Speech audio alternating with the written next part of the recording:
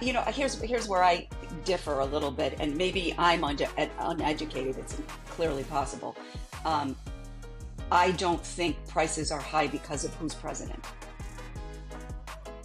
So, so prices are high because of corporate greed, and who they just elected is only going to support corporations. The award-winning A Black Executive Perspective podcast presents Pull Up, Speak Up, where meaningful conversations drive progress and every voice makes a difference. So, what's on the table for discussion today? It's time to show up, speak up, and get real. Welcome to Pull Up, Speak Up, a new series from a Black Executive Perspective podcast, your safe space for raw, unfiltered, and honest discussions on the tough issues many shy away from. I'm your host, TonyTidbit. And I'm your co-host, Chris P. Reed. We always start off our program by giving a shout out to our partners at Code M Magazine. Code M Magazine, where their mission is saving the Black family by first saving the Black man. That is Code M Magazine, 2Ms.com. CodeMMagazine.com. Check them out. Definitely check them out. And today, our roundtable discussion will be on the aftermath of the 2024 election. Our guests, Sandy Giusti, Bryan Mullen, and Alyssa Maglione, will share their candid thoughts on the outcome, voter reactions, and what it all means for the nation moving forward. We're going to dive into the emotion, the surprises, and the lessons learned, exploring the impact on communities and the broader social and political landscape. So Sandy, Bryan, Alyssa, welcome to Pull Up and Speak Up. I want to ask some questions for you guys, and I did it in alphabetical order so nobody feels slighted. But Alyssa, can you tell us a little more about where you're currently residing, your family, and your area of business? Yeah, sure. So I live in Massachusetts. I'm born and raised and right outside of Boston, and I live in Linfield now. I am, as I like to say, the CEO of my household. That is my current job. I have two little boys, 4 and 2 years old, so they keep me quite busy. But I am formally from the digital advertising world. So I spent many, many years there before I left to take care of my daughter, who 3 years ago passed away of cancer. So I'm still, though, just running the household. Okay, cool. And Bryan, tell us about where you're residing, your family, and your area of business. Sure, Chris. I live on the Upper West Side of Manhattan. I've been here about 8 years. Born and raised New Yorker. Divorced father of 3 adult children. They're my children, but they're adults. And they teach me a lot. And right now, I'm unofficially retired and loving it. Understood. And Sandy, you batting cleanup. Thanks for having me on too. So I am in Burlington, Massachusetts. I've been here about 24 years, originally from Rochester, New York, but I came here to college in 1982 and never left. I have a 25-year-old daughter and a husband, and I currently am an executive assistant in a private equity firm. Well, welcome, guys. We really appreciate it. We're excited to hear your thoughts on what we're going to go over today. So the question I have is, Sandy, I'm going to come back to you on this, right? You know, obviously, there's a lot of emotion. There's a lot of things that have been going on since the 2024 election on November 5th.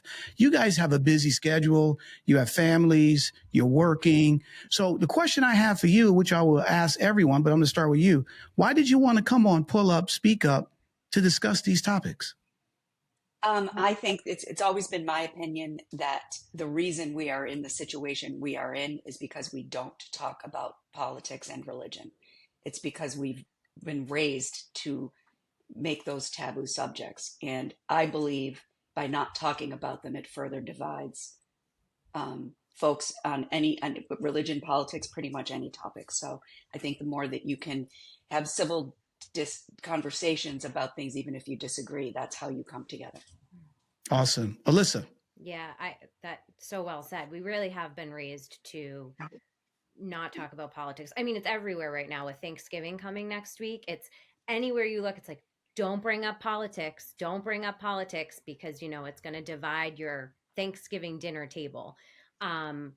And I don't agree with that. I wanted to come on because I really think we need to talk about what is happening in this country, but also just how we feel about it, and without judging anybody for it, and trying to hear each side of the coin, and just try to find some sort of, unity in the thoughts that we have. And then Bryan. Yeah, it's real simple. Tony and I worked together at DirecTV before. He started, I think it might have been Warner Brothers actually. He started a weekly or bi-weekly session. I was always afraid to join these sessions because I felt if my opinions were not agreed with, there might be consternation or problems. But what I saw through those efforts was that it was okay to speak your mind, and actually good to speak your mind. There were other people that agreed with you. It was a positive versus a negative. So before we get too deep in it, as a reminder to our audience and panelists, we'd like to ensure a safe space for dialogue by expressing our 10 ground rules for the BEP roundtable discussion. So I'll share those with you guys. Rule number 1, respect all voices. Rule number 2, listen actively. Number 3, no personal attacks, folks. Number 4, avoid interrupting wherever possible. I know it might get emotional and kind of heated, but make sure we wait for the other person to finish speaking before we jump in. You might want to take notes in that part. Number 5, stay open-minded. You guys have all expressed the idea of being open-minded helps to generate this type of dialogue in this learning environment. Number 6, speak from your own experiences.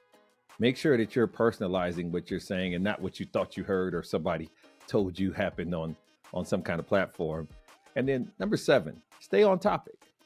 Number 8, follow our time limits. We have a little bit of time to talk about a lot of stuff. So let's make sure that we do everything we can to try to stay on task here. Number 9, challenge ideas, not people. Make sure we're not doing the personal attacks and things of that nature. And then finally, number 10, no buts, right? Please refrain from using the word but in your responses. When someone says, I understand your point, but it tends to diminish, the effectiveness of what that person was trying to convey. And those 10 rules will help us have a very safe and serene environment to have this type of dialogue. All right, guys. So you guys agree with the ground rules? Please show a thumbs up. Bryan. Okay, excellent, buddy. Excellent. All right. So now this is a safe space. So pull up, speak up. Let's talk about it. So I wanted to open the discussion with you guys. And since I was in alphabetical order and Alyssa got a chance to go, Bryan, it's your turn to go first with this question. What were your thoughts during the election cycle? And how did they align with your impression after the results came out? Yeah, I was probably over involved the last couple of weeks. I was consuming a lot of social media and traditional cable news. I was watching CNN for the most part, and they would have roundtables. And I was really emotionally invested in the Harris campaign. I had my own opinions about what they could do better, obviously. They do what they do. I had some real concerns about the money that was spent. There's so many, like $1 billion raised, some absurd amount of money. And I was cautiously optimistic, but I felt that them attacking Trump all the time, nonstop, sort of not exaggerating. They didn't exaggerate. He said what he said. It was all on video. But they were just focused on the negative nature of him personally. And I felt that was a mistake, that they needed to really talk about ideas, like what electing Kamala Harris would mean for me or my neighbor. When the results came out, I was sad. I did the exact opposite. I've stopped consuming media about it. It's too sad. I'm obviously disappointed. I'm a progressive. I supported Bernie Sanders in 16 and in 20. But what's happened to me is I've withdrawn from the dialogue about it. I don't want to hear other people talking about it. I'm very disgusted at how it was done, and now the aftermath, the finger pointing, all this stuff. Like, I'm actually getting mad now talking about it. Like, these people who had terrible ideas before were on television talking about it, and they made money. And now it's after the election, and they're telling us what was done wrong. Well, they were part of the whole process. So the last people I'm going to listen to is them. So, same question to you, Sandy. What were your thoughts during the election cycle, and how did they align with your impressions after results came about?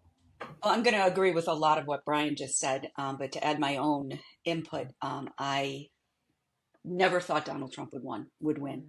Never in a million years. I just couldn't see.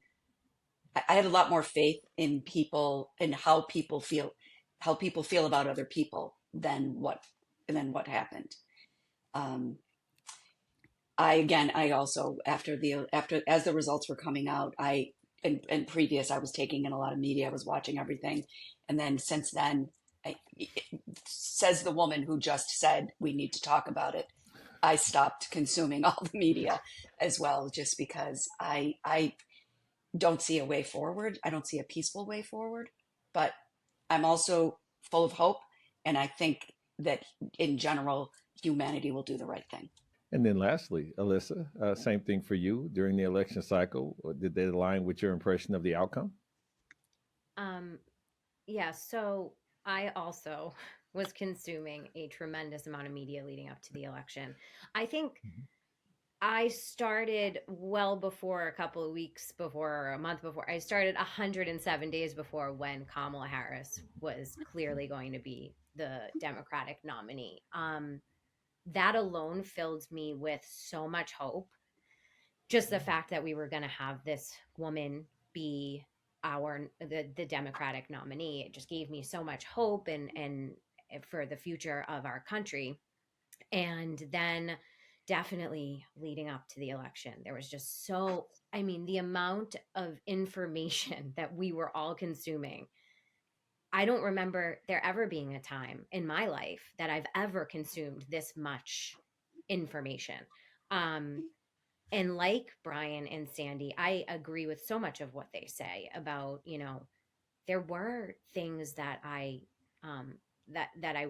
wish the Harris campaign had done differently. But with that said, like Sandy said, never in a million years did I think that she would lose. I just had my fundamental belief that people are good and see good and want good was just like, that's just the way it was going to be. Like, this is what's going to happen. So, then the night of the election, and I'm notorious for this, I always sit up and watch the election results. I have since I was a kid. I'm watching, and it's becoming very real. She's going to lose. And I was shocked. And like Sandy and Bryan, I have basically just like shut down my media consumption about anything that has to do with politics, because it scares me. It scares me. Right. Let me ask you this, because you guys all pretty much agreed on something that Bryan kicked off, where Bryan, you stated that, the Harris camp was saying a lot of negative stuff about Trump.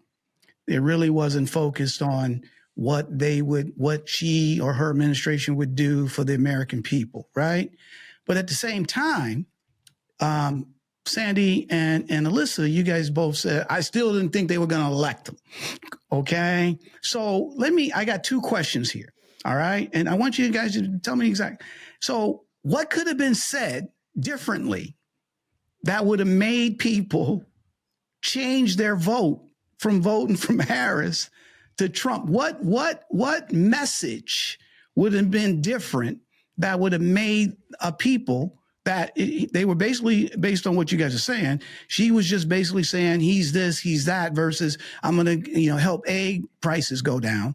I want to know from you guys what message people needed to hear that you knew for a fact they were going to change their vote based on hearing this message, versus knowing all the bad stuff or the background of Trump. Go ahead, Bryan.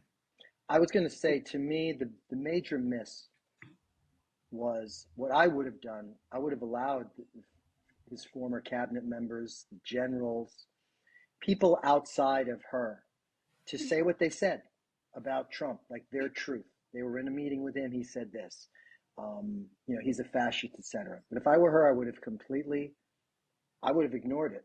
I would have instead The thing I think she did, which was a huge mistake, they never validated that people were not well off financially. They always spoke to sort of the technical nature of inflation.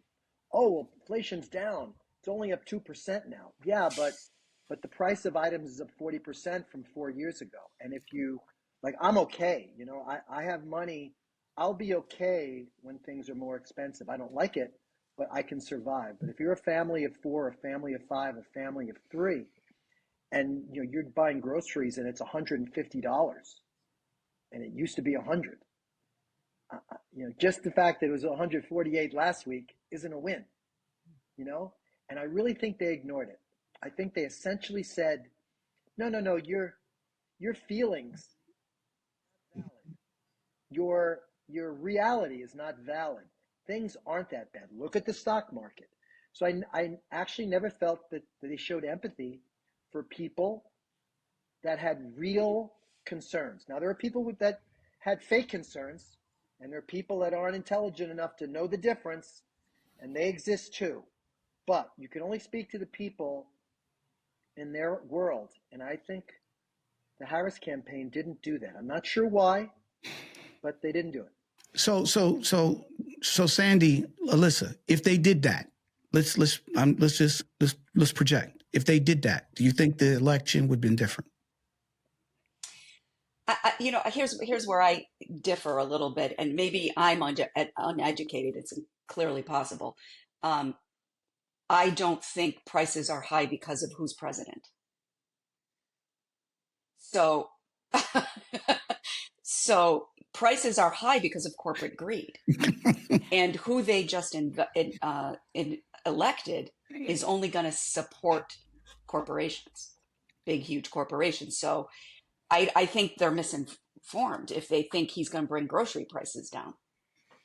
So, I mean, that's not answering the question. I realize that, but. No, you answered it. No, you answered the question. Alyssa, what's your thoughts? Yeah, I agree. I could not agree more with Bryan on that. I listen, hindsight is 2020. Like now I'm looking back and well, everything I saw Harris on, every podcast, every talk show, every single place I saw her, I was like, yes, love what you're saying, especially as a woman, because she really dug into women's reproductive rights and as she should be, as anybody should be. But now looking back, where was that discussion about the economy? Where was that? Like, it wasn't enough to say, I'm from a middle-class family. I was raised by a single mother out in California, and I was taken care of by, you know, the woman that she kept mentioning took care of her and her sister. That's great. But what about now? What about now in the people? I mean, it's like 75% of the country is struggling. And there was never the validation of that, and never how are we gonna help these people? But there's this other side that Sandy mentioned. I agree. The price of groceries has nothing, I mean, to my knowledge, to do with who the sitting president is. We're not thinking, in my opinion, about what happened 2020 to 2022, which was a global pandemic. And what goes on in the world and then in our country during a pandemic is we have to go into like survival mode, which is less like the least, I mean, the best way I can say it. And naturally, after something like that, prices are going to inflate. We have like, it's like this balancing act of something really bad happened. We had to protect ourselves. We had to find relief. And now here we are, we're feeling the effects of that. And naturally, in a couple of years, we're going to feel the relief of it again. And guess who's going to get the credit for that? And I can't make sense of that. I don't want to say the American people aren't intelligent enough to know that. It's not that. It's just like the misinformation. And that's on the Harris campaign. The Harris campaign, we should have been talking about that. And it never there was a lot of, oh yeah, well, Trump's going to put tariffs on all of our goods and et cetera, et cetera. But there was never discussion about how we even got here and how it's going to improve. And it really doesn't have anything to do with who's sitting in the Oval Office. Right. Have you guys ever, this might be a little inside politic, but there's a congresswoman from California, Katie Porter, and she's famous for like having the head of Citibank in front of Congress, and she pulls out a little whiteboard and she starts saying, okay, I make, my family makes $2,500, and she does the math. And I really think Harris could have gone on podcasts and just talked about the fact that international inflation was much worse than US inflation. We actually did really well. I know it doesn't make intuitive sense, but I've been traveling and people over there, like, inflation is much higher in Spain and in France and in Germany than it is here. So like, I really think some basic education, in an intelligent way could have been done. I think too much time was spent on character assassination. It's time to rethink your protein. Agilab's protein bars are crafted with high-quality protein, double the leucine, and enriched branched-chain amino acids, essential for optimal muscle recovery. Finally, a protein bar that works as hard as you do. So visit agilabs.com and use the code BEP to get 20% off. That's agilabs.com, promo code BEP. I agree with that. I have a really quick question relating to that. I know we'll probably get to this later, but how I sort of feel like it almost doesn't matter. People were so entrenched in their sides that was it really going to matter who says what when at the end of the day? Worth a try, but I hear you. Right. Definitely worth a try. And that's what I was going to from the messaging standpoint, right? Is that, people are so, to Sandy's point, was so ingrained. And I think, and that's why I wanted to dive into what Sandy and Alyssa spoke about a little bit. Like, I'm shocked that he's president, right? Well, there's a ton of people. And if we look at the stats, his numbers increased in every demographic from 2020, right? He got every demographic. Not that he outdid her in every demographic, but his numbers increased from males, Hispanics, Black males, every demographic, New right? Yorkers, New York, everybody, right? Yeah. So it wasn't that it wasn't. That's what I'm saying. It wasn't the rural South or rural Connecticut or rural. No. Yeah, my neighbors, right here. So everyone. So evidently there was a message that resonated, right? The thing is, the question I want to ask you guys is that out of everything that happened, what surprised you the most in terms of the people that voted for him? What surprised you the most, Sandy? White women. Yes. When you say white women, like, what do you mean? He had a majority of white women voting for him. Yeah. Like any woman, in my opinion, but white women. Yeah. In like, you just voted against your own health and your own. Also, got it. I'm sorry. I don't. Go ahead, Alyssa. Back to what you just said, Tony, about that his numbers increased in every demographic from the 2020 election. Well, why do we think he didn't get these numbers in the 2020 election? Because he was the president from 2016 to 2020, and people needed and wanted a change. That's, at least for me, I feel like that's common sense. But now I feel like there's some rewriting of history going on. And we're now romanticizing his term in office, 2016 to 2020. But why didn't more people vote for him in 2020? Why are all these people, and I get it, like, right, we want people want change and they need change and et cetera, but like, we're not thinking about 2016 to 2020 when we're going into this 2024 election. So, and then, like Sandy just said, I am shocked at the number of women who voted for this man. Women who, generally, not just women, because also, like, men know women. They love women. They love their daughters, I would think, or they know women who they care about.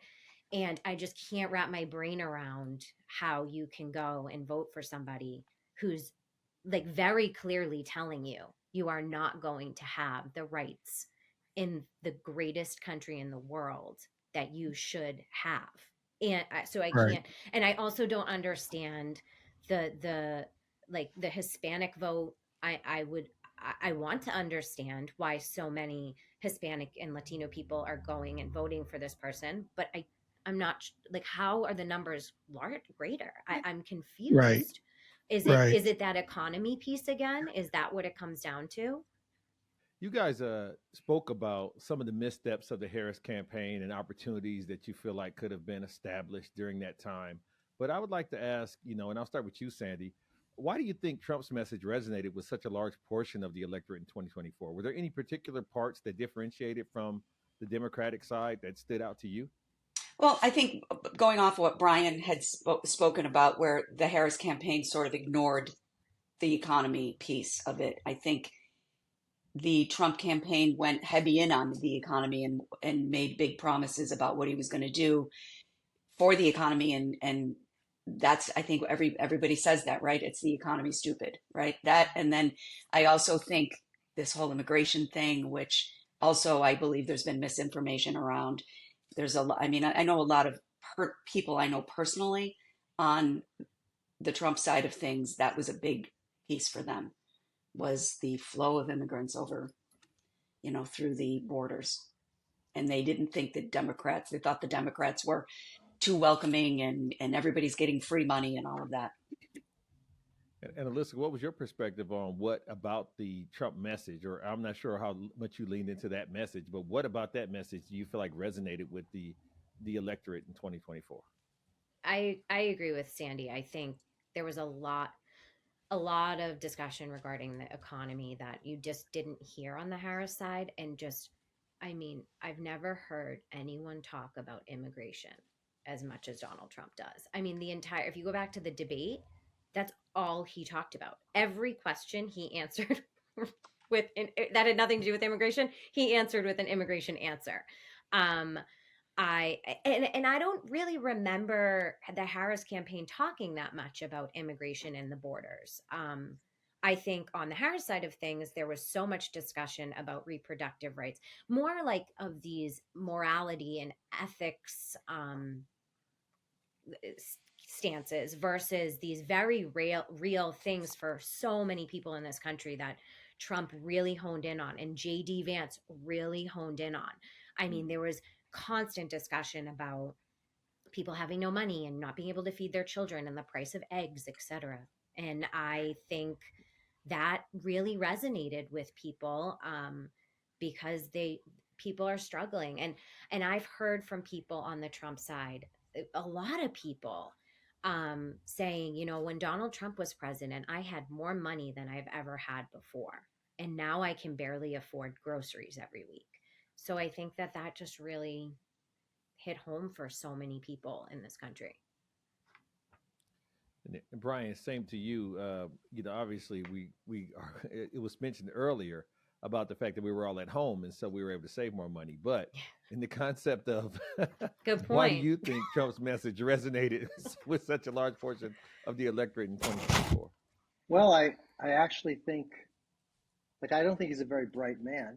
I think he's an ignorant man. Like, I think if we actually did like a test, an SAT, he'd fail miserably. But one thing they did well was they went on podcasts.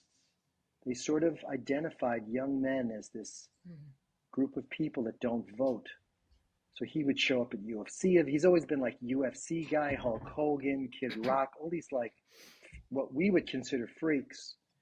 But he went on Joe Rogan, But I also think the Democrats, there was obviously this festering unhappiness with the Democratic brand, what Democrats stand for. And it was there. And you'd think if they had $1 billion, now I'm going to get a little angry. They had $1 billion, they could have spent a little bit on asking people about it, finding out about it, because clearly it was there. Like, they interviewed people after the election. They're just like, I mean, the other thing, Alyssa just mentioned the debate. I'd forgotten about the debate. Do you remember how awful he was? How incredibly stupid he was? How incredibly unpolished? Like, you watch that debate and you're like, this guy can't talk to the president of France. He's an idiot. The pets thing. I mean, it's amazing that debate essentially didn't matter. But it's because underneath the surface, not with me, like, I'm unhappy with the Democratic brand too. Like, if you ask me, they stink. They're the worst. They're slightly better than the Republicans, but not much. They all stand for big business, okay? But they don't want to take away a woman's right to choose. They don't want to take a black man's right to vote away. They don't want to do things that are, like, unbelievably awful. They don't say that the Ku Klux Klan and progressive marchers are the same people. Like, so yeah, I'll vote for them if it's a binary choice. But there obviously was this underbelly of just dissatisfaction that was never discovered, and it's amazing to me that it was never discovered. Right. Let me ask you guys this: do you think racism, sexism, and xenophobia played a part in the election at all? Yes. Yeah. I think, like how? Tell me. I hear a lot. I'm hearing after the election, the little bits of coverage I consumed like the day after, and then I had to stop. There was a lot of that discussion. Like, did this have to do with Harris being a woman? Does this have to do with Trump being a white male? Does this have to do with Harris being Black or Indian or whatever it is?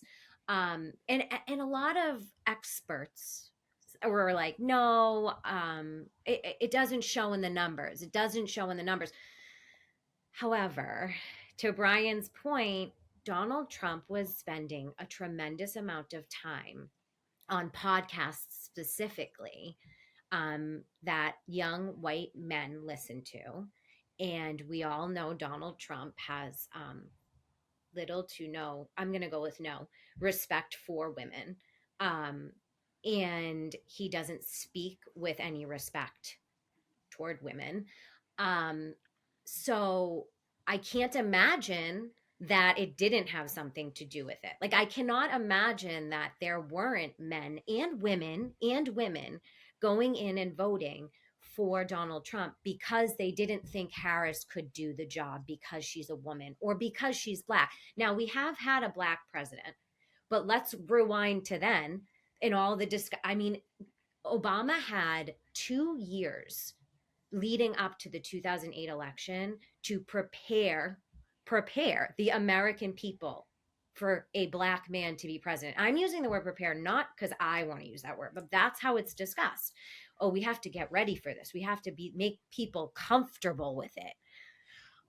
So Kamala Harris had 107 days. And I think, a lot of people are like, no, she shouldn't talk about the fact that she's a woman or the first woman or whatever that could be president.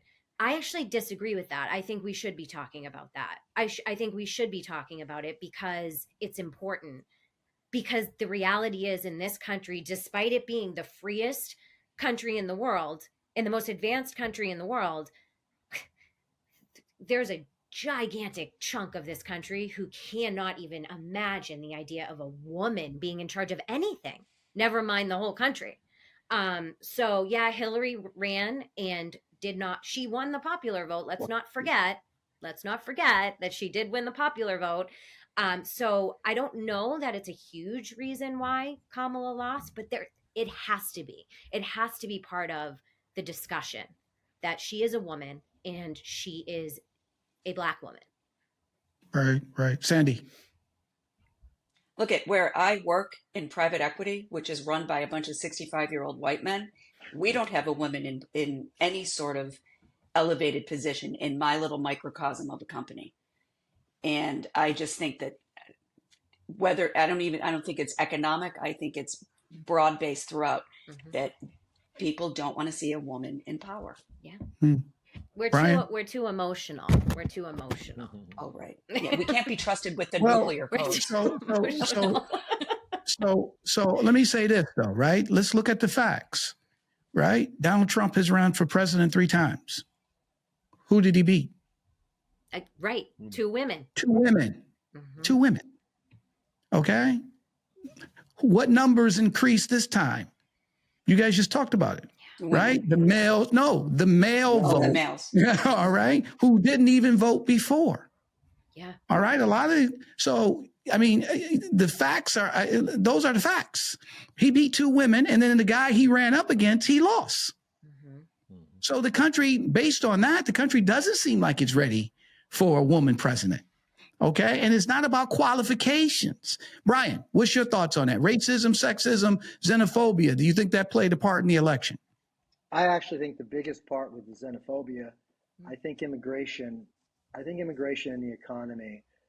Look, I sort of agree. I think one of the most brilliant and distasteful things that was ever done was when the border state governors sent by bus and maybe by plane as well. It was brilliant because it essentially allowed people who only see it on the news to experience it and experience how awful it was. And then you could, I know a lot of New Yorkers. I live on the Upper West Side. We had a place, we had a shelter nearby. People saw it. It became more real. So I think the xenophobia, and one of the things we talked about earlier, which was the most disappointing, and I'm not sure I answered that, was the idea of Latinos voting for Trump or Muslims voting for Trump is just, it's almost like an SNL skit.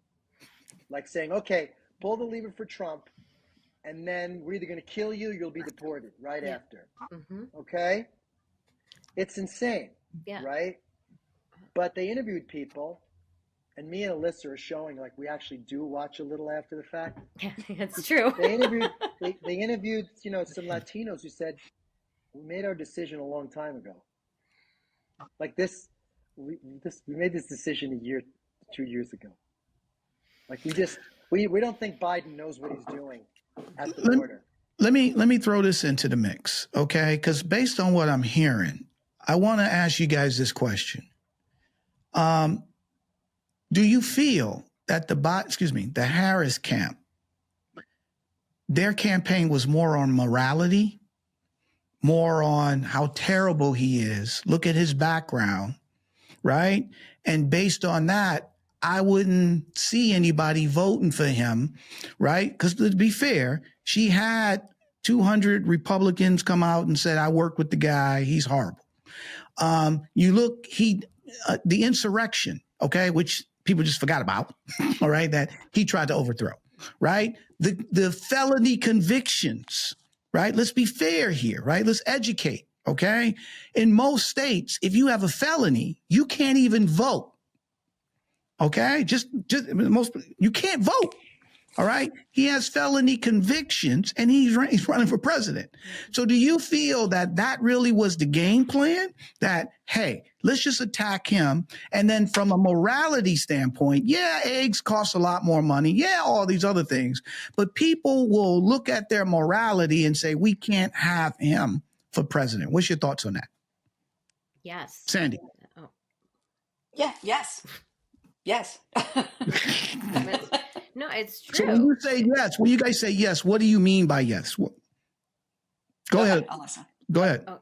I mean, I think that the Kamala campaign really believed in what she was saying, which was, we're such good people. The American people are good people. We are smart people. We have so much more in common. I sound like I work for a campaign.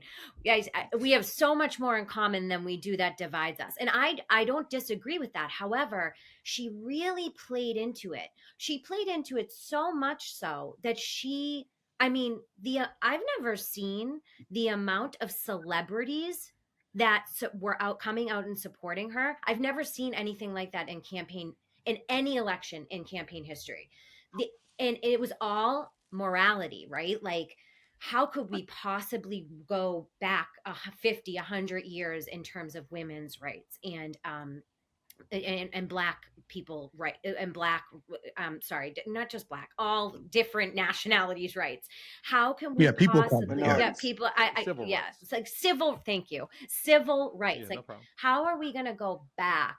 So everything that they were doing was, I believe they just really thought, like, there's no way anybody in this country can possibly think that it's okay for a felon, for a rapist, for a lot of things that he is, to be at the holding this incredibly powerful, most important seat in the entire world. Like, I really think they thought that people will put aside the price of eggs. People will put aside this whole notion of immigrants getting free money.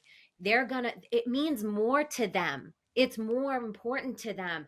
The morality, we're parents, right? We're all parents. We can't let our children see a guy who is a 34-time convicted felon sitting in the seat of president. How could you tell your kids you went in and voted for it? Don't we raise our children to no matter what, we don't do bad things, because if you do bad things, you get in trouble. Nope. Not anymore. Not anymore. So go ahead, Bryan. Go ahead. So don't talk, like, it's all factual. It's being covered elsewhere. I think putting him on trial, that New York City trial, was so stupid. It looks so selective. A lot of men have done a lot of things to women and don't go to trial. Like, that was so stupid. The insurrection, trying to get votes in Georgia, find the 11,000 votes. That was real. The Democratic Party has to be the stupidest party ever. They had $1 billion, $1 billion, and an old, fat, demented white guy, pasty white guy with bad hair, bad posture, bad everything. All we could do with our time was to remind people of his personal failures. Like, give me a break. So like, let me interject on this though, Bryan, because I think that the thought process may have been that we wanted to take things from allegedly and the allegations of things, right, to the factual, like you said, the facts of the thing. So the conviction. So now it's beyond conjecture. It's beyond speculation. So the alleged rape or the speculative fraud. Now we're honing in on these things have been proven in the United States court of law. In a New York City court of law. Like, in the United States. Yeah. Donald Trump, but convicted in New York, is easy for his people. And it's easy to say, of course he was, like, do I believe he was guilty? Of course. Right. But it's easy to throw stones and say, see, it's the DOJ. Who's the DOJ run by? Joe Biden. Well, it isn't.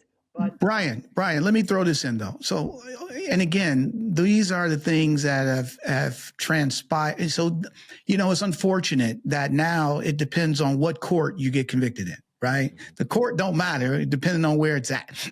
All right. If it's in New York, it's they're against them. But if it's in Atlanta, or if it's in Des Moines, Iowa, then it's a legit. So, I mean, this is where we are today, right? However, you can't get over an insurrection. Okay, let's be fair. They did. No, but my point is that that's what I'm trying to say here. This is where we are now. People are picking hairs on certain things of an individual, right? Versus looking at the that's what Chris was talking about. Forget the alleged stuff. Forget it was in this court or that court. We're talking about convictions, and we're talking about insurrection that everybody saw, that his own people came out against them on. The same people that's standing up, who became Secretary of State or who's been nominated for Secretary of State. All these people that were now is being nominated for his cabinet were the ones that are on TV saying it was despicable. Okay. And so, and we're talking treason, right? That's forgotten. Right? Go ahead, Sandy. A lot of voters, though, believe that insurrection didn't happen. That's so No, laughable. but That's no, no, like no. But laughable. She's right. she is right. I She know. is, and so this is where we are now. It depends on what court. It depends on the document. Depends on what media you consume. It depends, Yeah, and so but now you created this doubt. Go ahead. right, but it all comes back to the same thing then. Don't talk so much about that. Talk about your plan. How am I going to make your life better? When you focus on the 25 things he did, which are heinous, you are not, it's a zero-sum game. You're not talking about her idea for small businesses or, just trying to help the economy, or like her idea for housing. There's obviously a housing crisis in the U.S. She had ideas. They just never talked really about them because they were always superseded by the big, nasty, personal, like the things that actually, when you think about it, when a family wakes up in the morning and the father has a job and maybe the mother has a job too, and they put the kids off to school, are they really thinking about the insurrection? No, they're not. I'm not saying it's a good thing. I'm just saying, like, like, stop talking about it. It happened. It's been debated. It's been discussed. You're trying to win the presidency or win an argument. Like, which one are you trying to do? Yeah, I mean, so here's the thing, though. I hear that. The thing with that, though, is now those things don't matter regardless. So in other words, those things would matter. Okay. At the end of the day, so, and I don't want to use that. Those things, yes, those things should matter because let me ask you this. You and I worked at the same company before, right? Before we worked at that company, we had to do what? Take a background check, right? Okay. And guess what? If they would have looked into when they looked into our background, if they saw we had felonies, they saw all those other things, will we got the job? No. Would they have hired us, Bryan? No. So that part matters. So you can't say, hey, they're not when they're looking at our background, they're like, well, you know what? We don't want to bring this up. He's a good guy and we think he's going to do a good job. And we think in this and that. So you know what? Let's just omit that. We're being held to that standard. Let's be fair now, aren't we? We're being held to that standard. But when it comes to the presidency, we're not supposed to talk about those things. We're supposed to talk about eggs. We're supposed to talk about because those things have been talked about. The insurrection was 4 years ago. Do I think it was good? No, it was awful. Lost in all this, the fact that the Democrats, when they counted the votes and said the Republicans won, the Democrats said, you win. Case closed. In the 2 weeks leading up to the election, Donald Trump and his people created all this doubt in the swing states about vote counting. There are two sets of rules, but as my ex-wife used to say, like, what do you want to accomplish? Do you want to change hearts and minds, or do you want to win an argument? Because if you're looking to win an argument, big deal. You just won an argument, but you haven't won hearts and minds. So what good is it? Like these other things, they were facts. Let people consume them as they will. Let them believe it or not. It's up to them. You can't hit them over the head with a mallet. Talk about the things moving forward. That's what I think. That's what I thought during. To me, the outcome clearly proved that the insurrection, the New York City conviction, his conversation with Zelensky, perfectly good call. They just don't care. People don't care about it. Would people care, though, if it were flipped? If Kamala was the one with this background? I don't know. No, I know. I know. They cared about emails. Listen, they cared about emails with Hillary Clinton. It was email. Hold on. Let's do this, though. I'll say the point. Let me ask you this question. What was the movie, Chris? Time to Kill. Remember that movie? Yeah. Right? Close your eyes. So close your eyes. Okay? Close your eyes and let's flip everything and keep it the same. This guy, his name is Trump. He's got the same stuff, the same marketing, the same background. When you close your eyes, you see him as a black man. All right. Does he get elected? Nope. Nope. No. Nope. No. Okay, he doesn't. Nope. So that's what this is my point here. He wouldn't even be on the ballot. That's right. Northwood Kamala. That's right. That's what I'm trying to say. Those things, as much as they make sense from a logic standpoint, they don't. Right. They don't. So it's more than that. It's more than the messaging, because the people that voted for her, I'll be honest with you, they're not all rich. They're still buying eggs. They're all those things, but they looked at it differently. That's my point here. So there's something that must be missing. I'm trying to figure it out. But at the end of the day, if you flip it, okay, or if she was a woman, they wouldn't have voted for it. If Trump was a woman, okay, let's be fair. If Trump was a woman with the same stuff, a billionaire, you can name all the same stuff. You gonna sit here and tell me that they would have voted for her? No. And Chris wouldn't even been on the ballot. Right. Chris just made a point. Chris just made a really good point. And my husband actually just recently sent me this clip because I forgot all about it, as all of us have. The emails with Hillary Clinton. My good Lord, did Donald Trump stand on a soapbox in 2016, 2015 leading into 2016, about those emails? And there is an interview that he did. This is the clip my husband sent me, that he went on and on about what it would look like for this country if a convicted felon, if she were to go to trial and become a convicted felon, she would then, how could we ever live in a country where we could live with ourselves who elected a convicted felon? Like, I forgot all about that. As like Bryan mentioned, people, the insurrection was 4 years ago. I don't want to just move past that, because it was 4 years ago, but a life was lost. And there is a massive part of this country who still believe that either it didn't happen or that Donald Trump never did any of the things that not only have shown on video, but they're in writing. They're in writing. Alyssa, they're gone. Yeah, they're gone, and they're never coming back. You're right. So that's a third of the country. I'm just spitballing, that will literally never return to reality. And we either want to win elections, or I might move out of the country. I might, and because that's never going to change. You've seen, whether it's Comedy Central or they go to these Trump rallies and interview people, and they are dumb as a bag of rocks, and they're not going to get any smarter. And they're having kids, probably having more kids than we're having, and they're lost forever. And do we want to win elections? Now, Bernie Sanders came out the day after the election. Now, a lot of people were upset that he said it the day after the election. He probably was thinking about it a long time before the election, but he held his tongue because he realized the threat of Donald Trump. Well, Donald Trump's no longer a threat, he's a reality. And the question is, what are we going to do? And I don't want to go my Bernie thing. We can do another episode or not at all. But Bernie said, we do not connect with people in the middle and the lower class. We, meaning the Democratic Party. Yeah.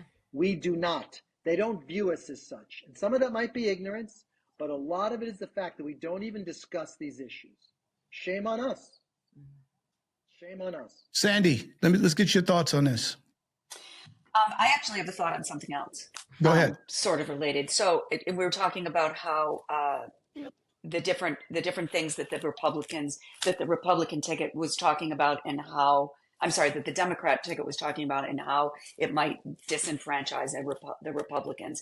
My husband said this, that a lot of the talk about the transgender stuff and the my son is going to play in a girls' baseball team, that all of that whole subject, where I'm not sure that is something this country is ready for. And I totally agree. And I heard some of the people that I know that are Trump supporters, that was a big thing for them. You're not going to have a drag queen, blah, blah, all of that. Yep. And I think, I'm not saying that I agree that that is the right way to be, but I think that caused a lot of people to vote for Trump too. Again, though, the misinformation. Why do Yes. people think that Donald Trump or whoever is president controls all of that? Like, I'm confused on how I'm not confused. He and his running mate really tried to drive in like home, like this whole transgender thing, and just constantly, I mean, how long was the story circulating about how children are getting sex change operations in public schools without their parents' permission? Like, Right. how Bryan had mentioned that that Bernie Sanders came out and said that the Democratic Party is not connecting with the middle and lower class of this country. And that's true. But how are we supposed to connect with people, whether they're of the middle and lower class, or maybe even different class, with people who believe stuff like that? Right. Like that, those are lies. They are straight up just bold-faced lies. If my child walked into the room and just blatantly said to me, today the sky was green. And I was like, no, hun, the sky is blue. No, it's green. And I would be like, that's not true. So, because it's that basic, right? It's that simple. How could you possibly believe these things? And then this whole thing about, I saw the same thing as you, Sandy, this whole thing about this circulating of boys being on girls' sports teams. And my daughter shouldn't have to play with a boy, whatever. What makes them think that Donald Trump is going to I'm confused. Like, isn't that like at the state level? I'm confused. But he's showing empathy on that subject. He's saying to the person that upsets, I agree with you. That's awful. I am a progressive male. If I had a daughter that was of high school age, I would not want a former boy competing against her. I wouldn't. And I think the idea of doing it is absurd, right? Maybe I'll get canceled in some circles. But to me, Democrats are wishy-washy on a lot of progressive ideas. They're afraid to take a stand. And when people are afraid to take a stand, when people are listening to those people talk, they're like, you're a wimp. Yeah, that's a good point. I think a lot of it is that simple. It's Buddy, just that I agree you're with right, that. Alyssa. Like the president probably has nothing to do with inflation. I think you said it, Sandy. The president has but what they believe in is someone you're going to elect. And to me, Kamala Harris could have easily said, if I had a daughter in high school, I wouldn't want, we're gonna look into this. We're gonna make sure like someone isn't hurt, that someone isn't, like, why not? If you like what you hear and want to join us on this journey of making uncomfortable conversations comfortable, please subscribe to a Black Executive Perspective podcast on YouTube, Apple Podcasts, Spotify, or wherever you get your podcasts. Hit subscribe now to stay connected for more episodes that challenge, inspire, and lead the change. I think that it's always dangerous when you try to establish a rational, logical base of thought around something that's obviously and overtly irrational. I think, bless you guys for trying and thank God for you. But let's think about this. Anybody that has children, or in the last 15, 20 years, my daughter can't even take a peanut butter sandwich to school because of allergies and this. Like, how are they changing sexes? Like they're asking me for printer paper. They got a machine there. Who's paying for this? Like, what the? So there's surgeons at the school now. Man. So let's not over-rotate on lunacy, because it's a cascading abyss that I don't think we are qualified to go down. It's folks, mental but I appreciate illness. you guys trying. Yeah, you're right. You're right. But to be fair, excuse me, I said the word and I shouldn't have said but. The thing is that what I'm hearing is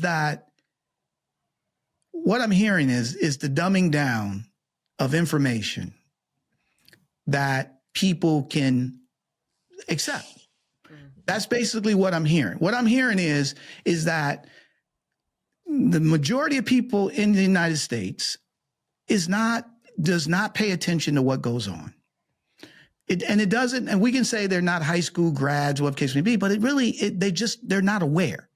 Okay, they're not aware of what a republic is. They're not aware of the three branches of government. They're not aware of what a president can do and what he can't do. They're not aware. So a lot of the information is being secondhand, third-hand social media that's educating them on falsehoods that are not true. Okay, and so what I'm hearing, Bryan, what you're saying, and I'm not, I don't disagree with it. What I'm hearing is that the lady that took the whiteboard and said, this is what $2,500 is, and then you can use it for this and that. That's how the communication, unfortunately, needs to be communicated to people here in the United States to, number one, speak at their level. I hate to say a condescending phrase like that, but speak at their level. And then number two, to engage with them where they feel like somebody is listening to them, regardless if it's outrageous or not. Is that what I'm hearing from you guys? Yeah. I Agreed. think the danger though, Tony, in that and panelists, if you're not agreeing with them, you're dead wrong. No matter how much sense you make and how the math is mathing. Yeah, that's right. And that's the danger of the place that we put ourselves in as a government, as a society, as a country, is that some people are so entrenched in their belief, regardless of the evidence, regardless of the facts, regardless of the level of communication, how eloquent and executive you are in your presentation. Like somebody said, I think you said it, Bryan, they made up their mind 2 years ago. Yeah. And I'll be damned if you say anything or present anything, show anything or prove anything that's going to make me change my feeble mind from 2 years ago. Well, think about it. All during the election, they were talking about these undecideds. That was like, if you watch anything on CNN or we got to reach the undecideds. And people would make fun. How could you possibly undecided? But like, what is it you don't know that you'll find out in the last 2 weeks, But, maybe that's a big problem. Like people say the campaign is too long, but part of the campaign is how you govern. And when Joe Biden was allowing people to cross the border, and Greg Abbott, that crazy governor, was putting barbed wire and stuff, and he's a bad man. And he isn't a good guy. But, everyone saw it. Everyone saw it. And once you see that, the country's being taken over. Right. Like, it is, right? And no one's doing anything about it. And all Kamala said, her pat answer, drove me nuts was, well, we had that bill, Trump killed it. Now, that's true. You got to do better than that. Yeah, I think, well, let's do this because we're running out of time, and I want to get you guys, because we've talked a lot about the past now, right? It's over. Nothing we can do about it, right? From a future standpoint, right? What can we do? Because everybody went around and talked about, they have friends, family, relatives who voted for Trump. All right. So what can we do, or what can you do as individuals, right, to be able to try to make this a more, try to bring people together, regardless of how you feel about the election, because they are our fellow Americans. He is now the president. Nothing we can do about that now. So let me hear just a final thought from each, not a final, I just want to hear what's your plan to move forward and to be able to get along and listen to your fellow American. Sandy, I'll start with you.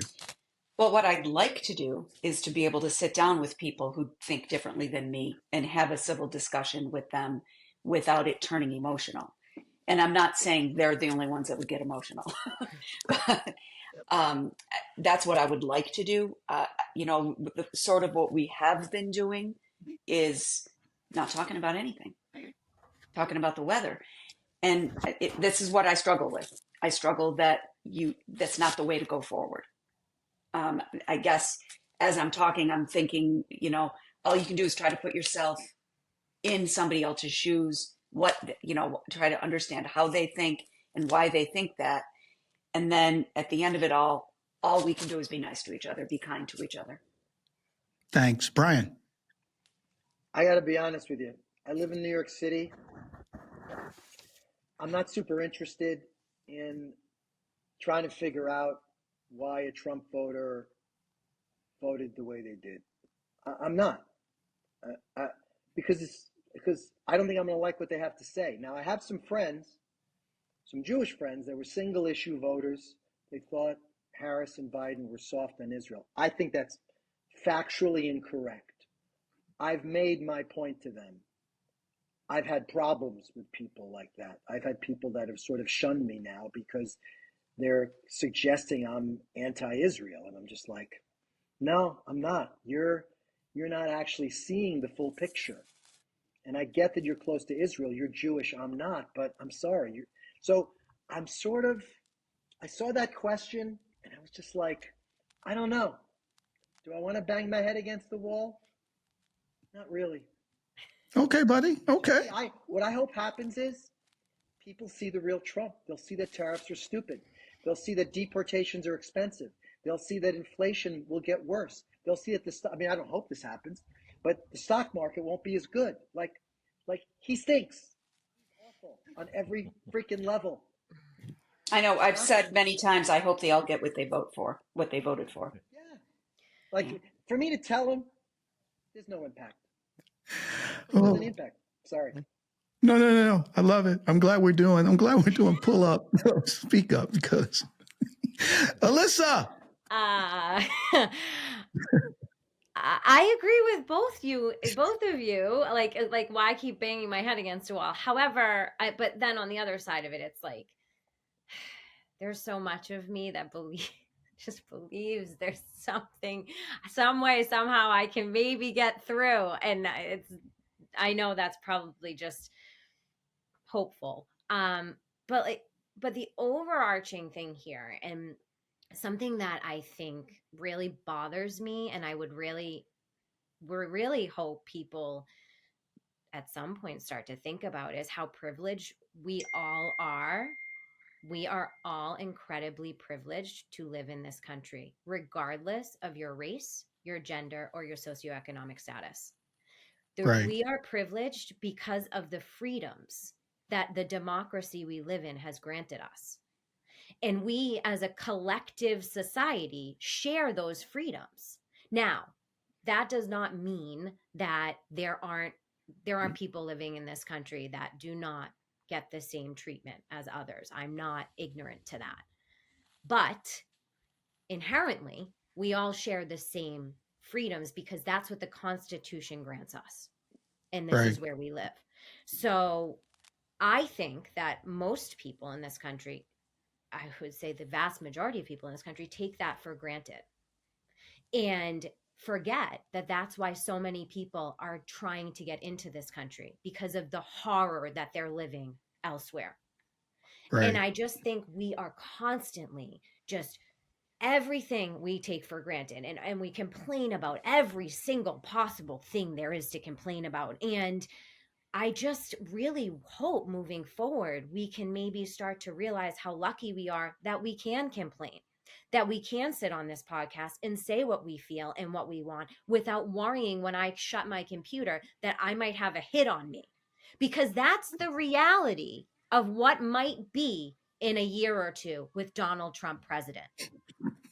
The fact that the House of Representatives had to pass a bill the other day to protect people so that he can't do what he says he's going to do if they speak out against him, that's outrageous. We live in the United States of America. And I just, regardless of who you support or vote for or whatever your reasons are, I'm not going to change someone's mind. But I do hope that people can come back to that. You're lucky that you can vote. You are granted that freedom. I hope that it doesn't get taken away. I'd like to stick with you on this, Alyssa, please, in kind of projecting into the future for generations to come, and the idea of things being so up in the air, of things that we've always known to be American ideals and principles. Because the reality of it is, as you said about reproductive rights and other things, so many things that we've held, kind of hung our hat on are being taken away. Yeah. Right. And we're thinking that we're bracing ourselves for the opportunity for more things to be taken away. So as you talk to the younger generation, in order to sustain a more perfect union, what advice would you give them, engaging in political discourse after now, like post 2024? How do they take the baton and make America what it should be, or what the promise was? Keep it tight. Keep your answer tight. First of all, you have to be careful. Your words are they're powerful. They're powerful. They hold weight. So, and then the other part of this is don't believe everything you hear and see ...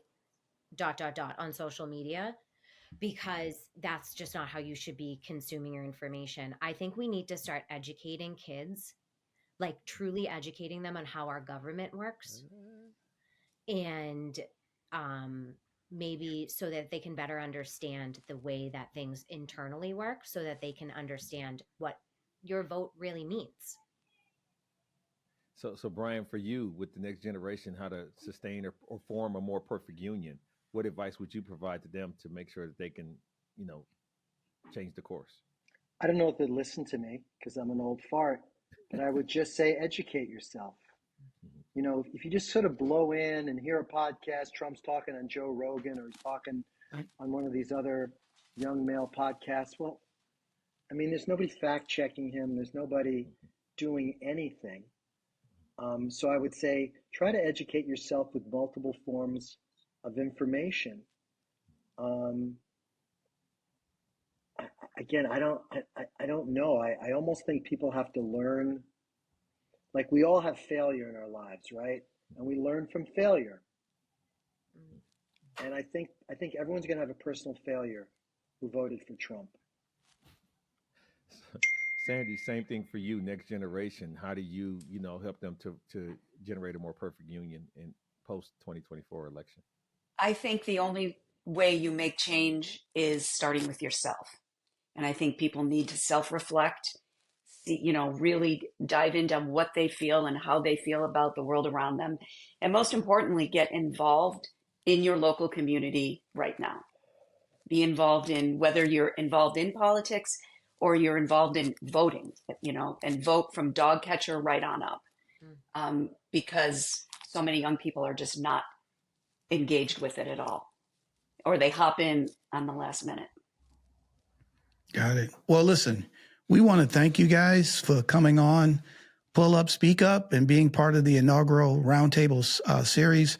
Really appreciate your candor, your thoughts. This was outstanding. I'll be honest with you, I learned some things just by listening to you guys, right? And, so I'm so excited, really appreciate it. And we want you guys to stay right there because you guys are going to help us with our call to action. So I think it's now time for Tony's Tidbit. All right, so the tidbit today is this. Great nations aren't defined by the absence of conflict, but by the presence of honest conversations. We don't have to agree to respect one another, but we must listen if we want to move forward. And you heard a lot of that today from our esteemed panel. Absolutely. So we also want to make sure that before we get out of here, we remind you guys to tune in to our weekly segment, Need to Know with Dr. Nasinga Burton. A Black Executive Perspective podcast is a place where Dr. Burton dives into timely and crucial topics that shape our community and world. Tune in to gain her unique insights as she shares some of her experiences and her education with us as far as the things that we need to know. You don't want to miss it. Absolutely. You don't want to miss her. And I hope you enjoyed today's episode, the first episode of Pull Up, Speak Up, post-election breakdown, reflections, and realities. And at this time, we definitely want to create a passionate aspect of helping you guys help us in our call to action. Remember to incorporate LESS. Our goal is to eliminate all forms of discrimination, and to achieve this by asking everyone to embrace less, LESS. Alyssa, please kick us off with this. Sure. L stands for learn, educate yourself on racial and cultural nuances. E is for empathy. We all need to be open to understanding diverse ideas and feelings. We all need to be empathetic. And S stands for share, sharing your insights to enlighten others in a respectful and not only speaking but listening way. Absolutely. And the final S stands for stop. You want to actively stop discrimination as it walks in your path. So if grandma says something at the Thanksgiving table that's inappropriate, you say, Grandma, we don't believe that. We don't say that. And you stop it right there. So if everyone can incorporate less, LESS, will build a more fair, more understanding world, and we'll all be able to see the change that we want to see, because less will become more. We want to thank the panelists and the audience again for tuning in to this episode. Please check out previous episodes for things that we've discussed, but also be looking forward to future episodes. Please check out our website, sign up for our newsletter, give us reviews, subscribe wherever you listen to the podcast. Help us scale to reach you and others. This is one platform in which we'll do that for sure, where we get the voice of the individuals that are being touched by the world around them. And I had a wonderful time to learn a lot. But Tony, how can they find us and follow us? Buddy, you can follow a Black Executive Perspective podcast wherever you get your podcasts. And you can follow us on our socials of X, YouTube, TikTok, LinkedIn, Instagram, and Facebook at a Black Exec. For our fabulous Pull Up, Speak Up Roundtable guests, Sandy Giusti, Bryan Mullen, Alyssa Maglione. For the co-host with the most, my boy from Dallas, Chris P. Reed, I'm TonyTidbit. We talked about it today. We listened about it. I laughed about it a little bit. And we love you. And guess what? We're out.